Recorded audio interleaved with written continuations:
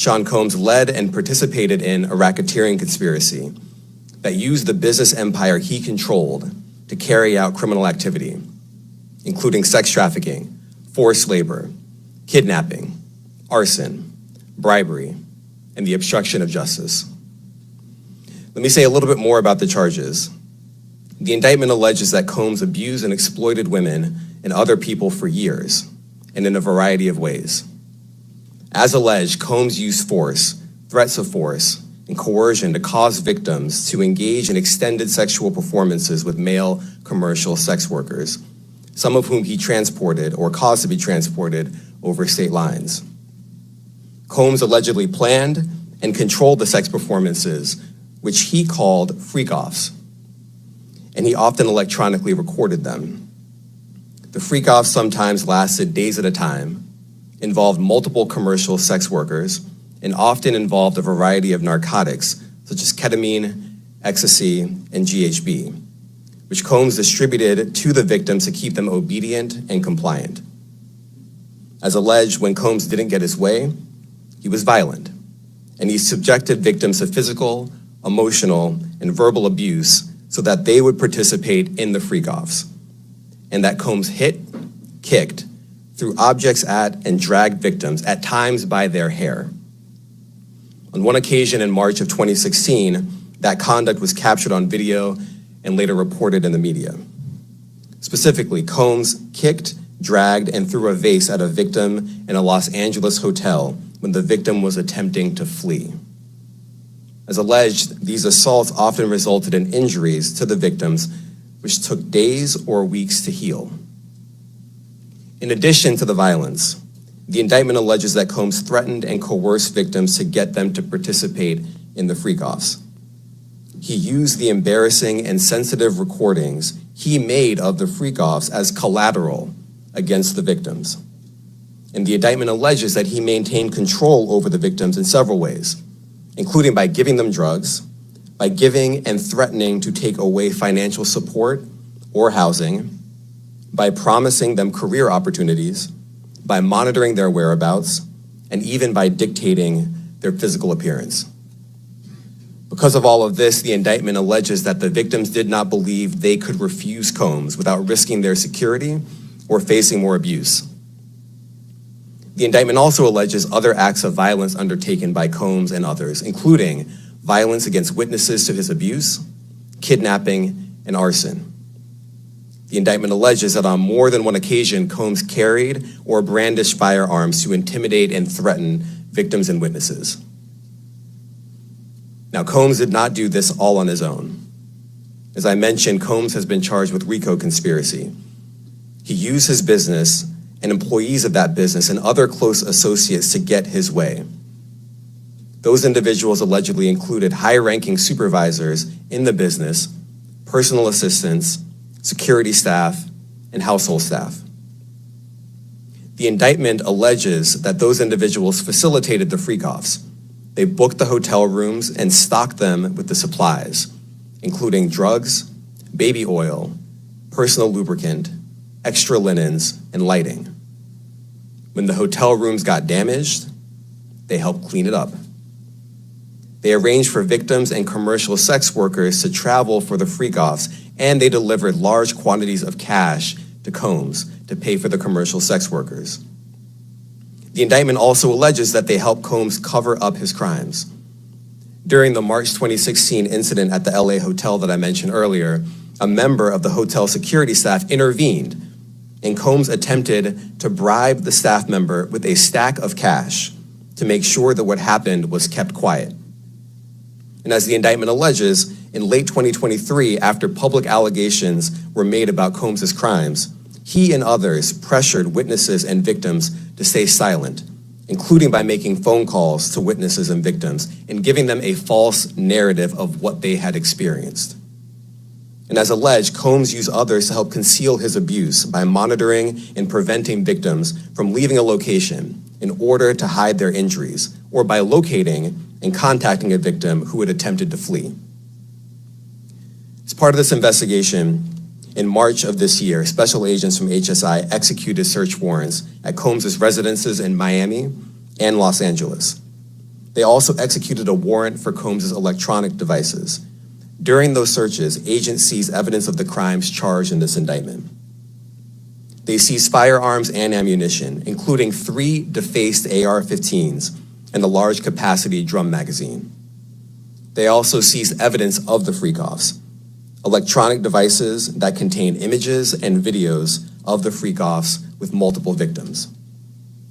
And they seized cases of the kinds of personal lubricant and baby oil that Combs' staff allegedly used to stock hotel rooms for the freak-offs, more than 1,000 bottles altogether. Here are some of the items that we recovered during the searches.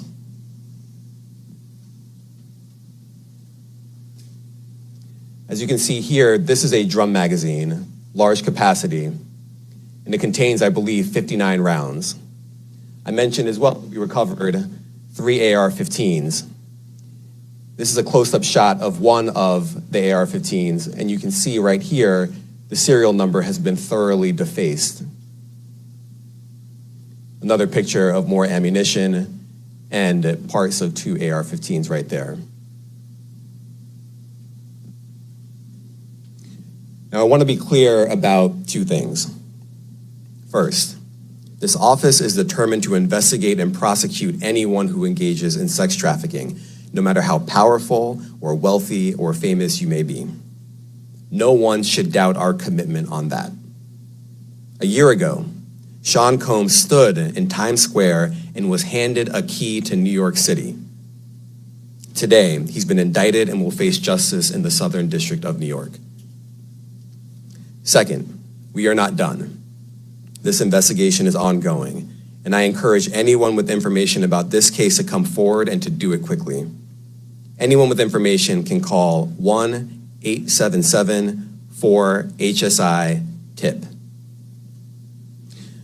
I want to express my deep appreciation for the victims and witnesses who have used their voices and helped bring this criminal conduct to light.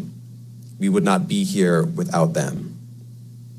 I also want to thank the dedicated case agents on the HSI Trafficking in Person Squad in New York. They have been with us since day one and have worked tirelessly on this investigation. They will continue to be invaluable partners to us. I also want to thank the incredible agents and analysts from SCNY who have also provided tremendous assistance on this case. I'm deeply grateful for their continued work. And finally, I want to thank the outstanding career prosecutors from SCNY who are handling this case. Meredith Foster, Emily Johnson, Chrissy Slavic, Madison Smeisler, and Mitzi Steiner, and their supervisors, Jamie Backleeper and Jacqueline Kelly. They are members of the Civil Rights Unit in our criminal division. We created the Civil Rights Unit when I became U.S. Attorney. I'm deeply proud of their work on this and so many other cases. I'll now take some questions. Eric Katursky, ABC. Thanks, Nick. Damian, thanks. The indictment describes aggressive, open, violent, hedonistic abuse that you say was recurrent and widely known. Why did it take law enforcement so long to intervene? How many women were victimized by Sean Combs, and how many others were involved? Look, our investigation is ongoing. We are committed to bringing justice to everyone who's been victimized by the defendant. I can't tell you why it took so long. I think the better focus is on the fact that we are here today. And we are committed to making sure that justice is done. Next question. Thank you. Julia Ainsley, NBC. Thank you for doing this. You said we are not done and that Combs did not do this alone. Do you foresee that there could be other charges related to this case? I'm not taking anything off the table. Janet Fisher, Newsday. What's the difference between the sex trafficking and promoting travel for the purpose of prostitution? Well, there are different crimes with different elements. I don't think we should get into the nitty-gritty of the legal discussion right now, but the sex trafficking, we believe, they're all serious offenses, but the sex trafficking conduct carries some significant penalties, and we are gratified that we were able to bring that charge. Is one more coercive than the other? I'm not going to be able to get into that, but you can look it up, and yes, sex trafficking, especially when it involves coercion or force, is a very serious crime, and it carries significant penalties. Good afternoon, Darla Miles, ABC7 New York. Thank you for this press conference and for the details. Two questions. In context of this indictment and the information that was presented to the grand jury, are you able to clarify the number of victims? It's mentioned plural in the indictment, but can you specify the number of victims just for this particular indictment? And secondly, can you provide details about the alleged arson? Unfortunately, I'm not able to provide either. The number of victims, you are correct. We are intentional in saying multiple. The details of the arson incident are limited to what we have in the indictment and also the detention letter that we filed, which contains more details than the indictment does at various points, but we don't have anything more beyond that. Next question. Lynn Tran, CNN. Are any of his accomplices or associates under investigation? And additionally, could he face any more charges? So the investigation is ongoing. That means both as to him and to anyone else who we believe committed the crime with him. Next question. Juliette Papa. Hi, good morning from 1010 Wins. Any indication that some of the women or victims here were imprisoned in his residences, and did he have locations where he kept them, and they were not allowed to leave? And also, he's indicted here, although there were searches and raids in LA, Miami. Why in New York? Well, I'm biased. I'm the U.S. Attorney in the Southern District of New York. I think that we have an outstanding track record of bringing some of the most impactful, sprawling, complex, difficult sex trafficking, human trafficking, labor trafficking, you name it. The Southern District of New York can do it, and so we're very proud of that. And so the scope and complexity of this investigation isn't something that we ran from, it's something that we embrace, and we will continue to do that. As to your question about whether he imprisoned anyone, all I can say is that, I mentioned this March 2016 incident where something was caught on video where a victim was attempting to flee, and there was violence that was associated with it. Was that at the residence or a hotel? That was at a hotel. Matthew Lee, Inner City Press. Thanks a lot. Does your office intend to seek remand, or are you reaching a bail package? And if you're willing, how would you contrast this with the R. Kelly case in EDNY in terms of the elements? Thanks. So we will be seeking detention. We have filed a letter laying out our reasoning for seeking pretrial detention. I'm not going to be able to expand beyond what's in the letter, but it contains all of the reasoning, and it contains the law as well. There is a presumption of detention in a case like this, and we think that's warranted. John Anise, New York Daily News. Thank you. I was hoping to get some more detail about the searches of his residence, the guns, the cases of lubricant, and the videos. Where were they found amongst his residents? Were they all scattered around the houses in one place? I kind of wanted to just get a better picture of how that stuff was found. Well, look, I think that some of the details that you're seeking are in the detention letter. So, for instance, some of the AR-15s, 2 of the 3 defaced AR-15s were found in his bedroom closet in Miami, broken down into parts along with magazines with ammunition loaded in them. So some of that detail is in the detention letter. Beyond that, I'm not going to be able to get into where other items were stored. Ben Kochman, Post. Hey, thanks for doing this. Your office was the office that had been prosecuting Jeffrey Epstein before he died in custody. I have not read your detention memo yet. It's the first thing I'm going to do after this ends. But does the memo address, or is your office concerned with Combs's safety in custody, given what happened with Epstein? So we are concerned with anyone's safety whenever they are detained prior to trial. It's part of our obligations to keep people safe as well. It's part of the criminal justice system. So, but I do not draw any sort of connection between Jeffrey Epstein's suicide and what may or may not happen to any other defendant while they are detained pre-trial. And of course, the decision whether to detain the defendant will be up to a judge. Our position is that pretrial detention is warranted under the law and based on the facts of this case, and I'll leave it at that.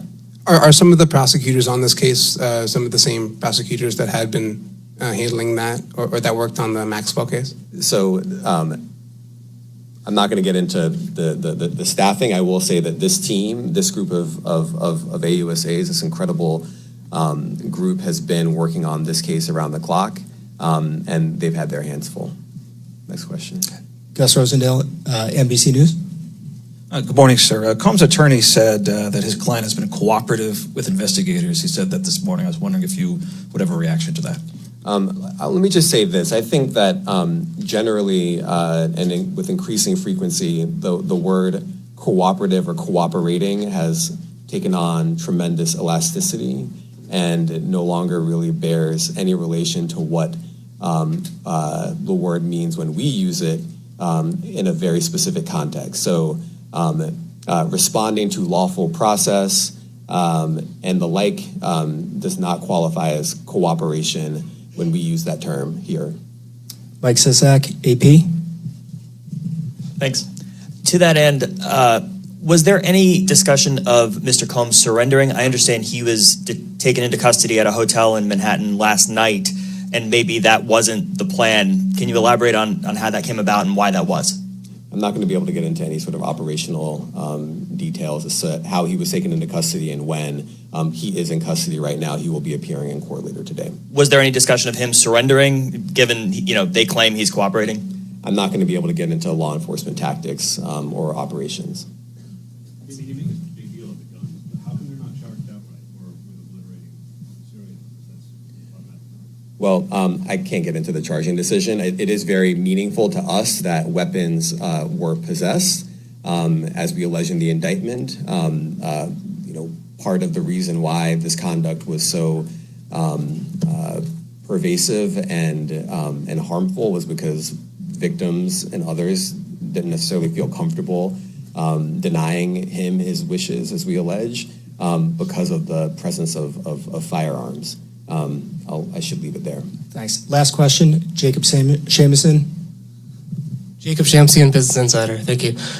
Given that he's the sole defendant in this case and that you allege he's part of a conspiracy that involves members of his companies, do you anticipate a superseding indictment that bring allegations against other members of his companies or other co-conspirators as well? I can't take anything off the table. Anything is possible. Our investigation is very active and ongoing. And I think a lot of you who cover this office know that when we say such things, that developments are certainly foreseeable, but I cannot predict them sitting here today.